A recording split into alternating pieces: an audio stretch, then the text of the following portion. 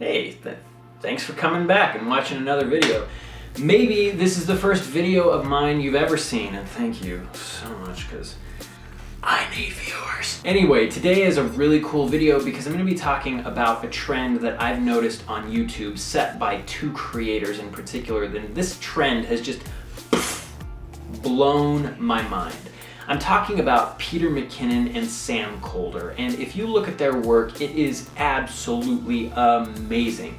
If you watch a Peter McKinnon vlog or a Sam Kolder video, the minutes go by and you don't even notice them passing. Their videos are so good, and I've spent a lot of time looking at what makes them good, and I've reversed engineered their formula down to 3 essential pieces that you need in your videos in order to crush it, just like Peter McKinnon and Sam Kolder have been doing, because I really think that that is the direction that a lot of creators are going to have to go on this platform in order to be relevant. Unfortunately, gone are the days where we could just pump out crap and monetize. I so should have started a makeup tutorial channel 10 years ago. I'm actually really excited about the direction that things are going right now. So let's talk about the 3 elements that Peter McKinnon and Sam Kolder work into all of their videos. And I promise you, they intentionally do these things, but they're so good at it that it's not obvious. So let's talk about element number 1, which is great storytelling. This is the most important piece of the entire puzzle. And whether you're doing a tutorial on how to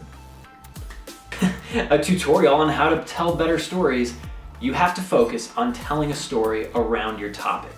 If you can pull that off, you've struck gold, because storytelling makes anything more interesting. And actually, let's get out of the studio and let's actually demonstrate this.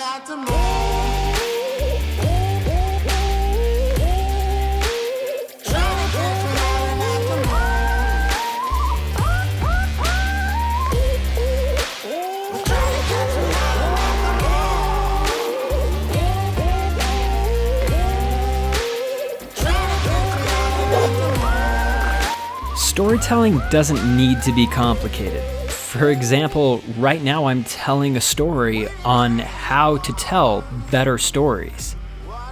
I could have just made this a 10-minute long video of me sitting in front of a camera and talking to you, which is pretty common. There's a lot of that on YouTube, but if you want to take things to the next level, storytelling makes any topic more interesting. Telling a story around your topic helps create a sense of drama and suspense. Even if it's in just a small way, it keeps your audience guessing at what's coming next. And it also sets up something else that people crave, which is piece number 2, emotion. Piece number 2 to this formula is emotion, and emotion is really important for good storytelling, and it's pretty easy to pull off. You just need a 1-2 part formula for building that emotion. And this is going to be really familiar to you, because think of any war movie you've ever seen, ever. There's always a guy in the first 10 to 15 minutes who pulls out a picture of his newborn son and is like, hey, my wife had a baby today. And that's how you know that dude's gonna die.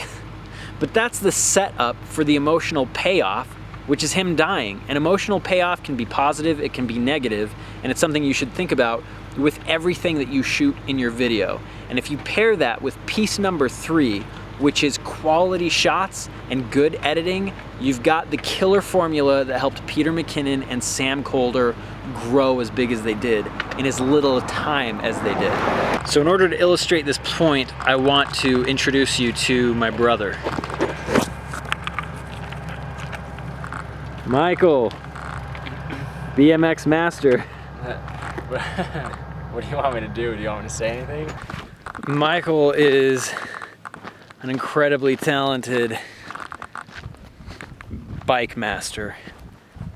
It's just it's always been a huge part of his life. I can't tell his story for him. I'll let him tell you. Well, I grew up next to a BMX track that was right next to our house, and it was just something we'd always do on Saturdays. So, kind of something we did as a family all the time. and it's kind of just second nature, just riding bikes and trying to catch air on weekends. So that's pretty much it. Been doing it ever since.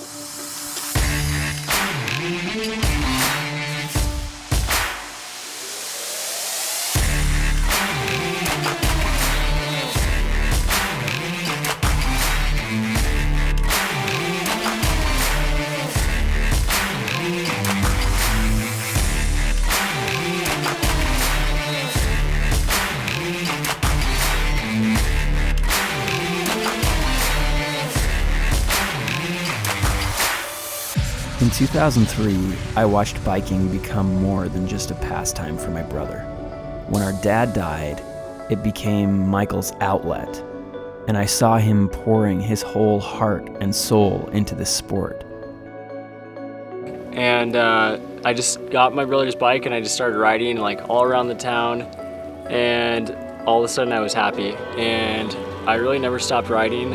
And one time my mom ran over my bike with her car, and she bought me another bike, and I really like never looked back, and I've been biking pretty much ever since. Looking back, it's hard to believe that this is the kid who started out barely being able to make it over a hump of dirt. And if you want to know who my brother is today, all you have to do is watch him ride.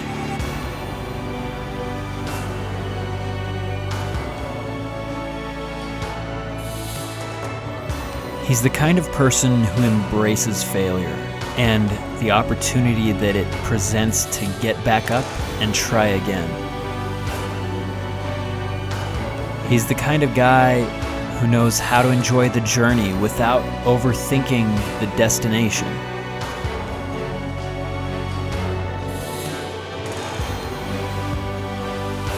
And in a world of instant gratification and immediate payoff, Michael is one of the few among us who understands that progress and skills are built one day, one attempt, and one moment at a time. And most of all, he's the rare kind of person who's truly not afraid to let go and just enjoy the ride.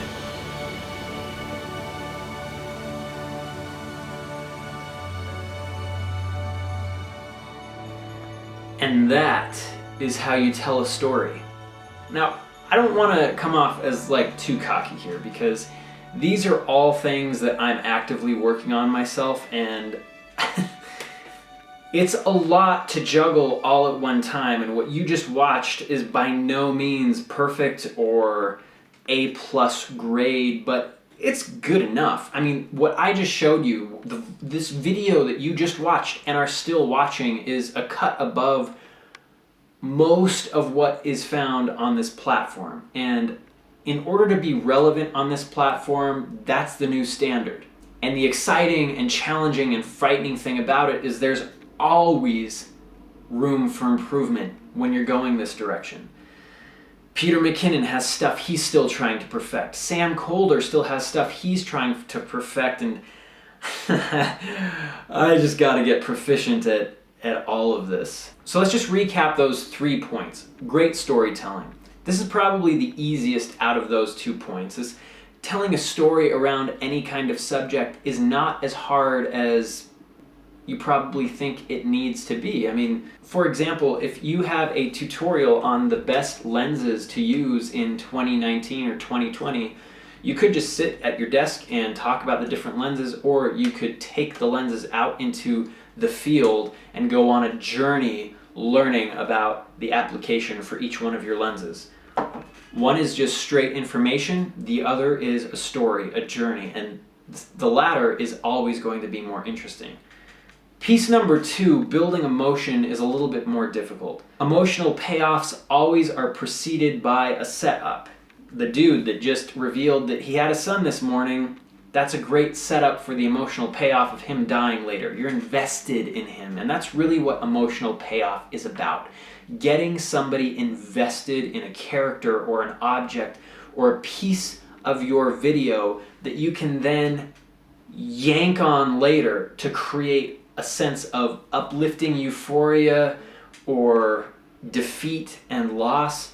With my brother's story, I did that by introducing the fact that his BMX riding is more than just a hobby. It was something that he used to cope with the passing of our dad in 2003. By doing that, it makes you appreciate the shots of him excelling at his sport in a way that without that context, you'd just have a music video of him going off of jumps. It doesn't mean anything. So building emotion is such a powerful tool. It takes a lot of thought, and ironically, it's something that if you do it right, your viewer isn't really gonna think about at all. They're just gonna know that they have a feeling inside. And lastly, let's talk about video quality. This one is really tough. Right now I'm trying to up the quality of my video by shooting in log format. And basically what that means, it's a flattened profile with more dynamic range that allows you to put LUTs or presets over your video to make it look more cinematic. And I have got to tell you, this is a beast to get right. It requires higher end cameras. I am shooting on a 1DX Mark II because I wanted the 120 frames per second buttery smooth slow-mo to enhance the quality of my B-roll. But what's really difficult is every single shot needs to be properly exposed. When I'm pointing this way, my exposure on my histogram might look great, but all it takes is a turn of my camera this way and suddenly the exposure is off and I've got to reset all that. So it adds a lot of time to not only the shooting, but in post-production, you have to color correct your clips before you color grade them. And if you watch back over this video, you can tell I'm by no means an expert at that, and I'm still learning. But here's the thing. If you want to make videos that really stand out in 2020, if you want to ride this trend and really capitalize on it, the trend that's been set by creators like Sam Kolder and Peter McKinnon, who are really shooting for that cinematic, high production value type video, if you want that for your stuff, you gotta start somewhere. You gotta start at the bottom where you really have no idea what you're doing.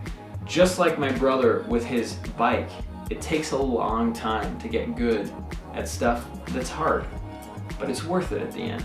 So, my name's Christopher Claflin. Thanks so much for sticking around through this video. Hopefully you learned something, hopefully you felt something, and you can follow me on Instagram at Christopher Claflin. You can follow my brother on Instagram at Big Whammies.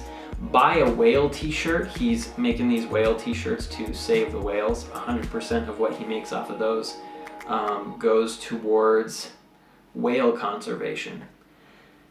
And that's all I know about that. So we'll see you guys next time.